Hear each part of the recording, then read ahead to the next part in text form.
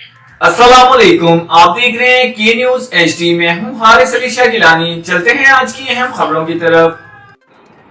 लिए चलेंगे साहिवाल, जहां से रिपोर्ट कर रहे हैं हमारे नुमाइंदे हाफिज अली हसन कसूरी। एजुकेशनल ट्रस्ट के बोर्ड ऑफ ट्रस्टीज का इजलास। ट्रस्ट के जेर एहतमाम चलने वाले तीनों कैंपसेस के सालाना बजट की मंजूरी। असतिज़ा और मुलाजमीन की तनख्वाहों में 10% इजाफे की मंजूरी। नए भर्ती होने वाले जूनियर और सीनियर एजुकेटर्स की इब्तदाई तनख्वाह में बिल तरतीब 45,000 और 50,000 रुपये होगी।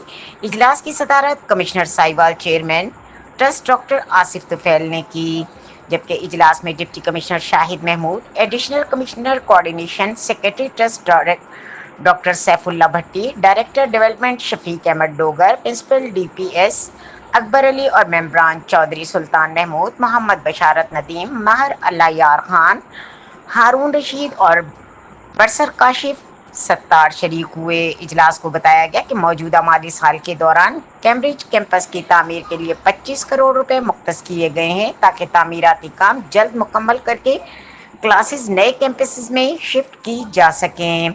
अलावा अजीम DPS मेन कैंपस में तलबा को मुख्तलिफ सहूलियात की फराहमी के लिए 99 लाख रुपए, चीचावतनी कैंपस के लिए 73 लाख रुपए और रावी कैंपस के लिए 65 लाख रुपए मुख्तस किए गए हैं। इजलास में तमाम कैंपसेस के रोजमर्रा मामलात को चलाने के लिए वाइस प्रिंसिपल्स को माली अख्तियारात देने की मंजूरी दी गई।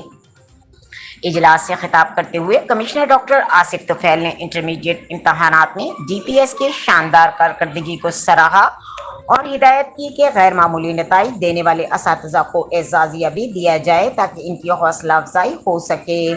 उन्होंने DPS असातिज़ा की तरफ से ट्यूशन पढ़ाने के रुझान पर नाराजगी का इजहार करते हुए प्रिंसिपल को हिदायत की कि DPS का कोई टीचर DPS के बच्चों को ट्यूशन पढ़ाए तो इसके खिलाफ सख्त कार्रवाई की जाएगी।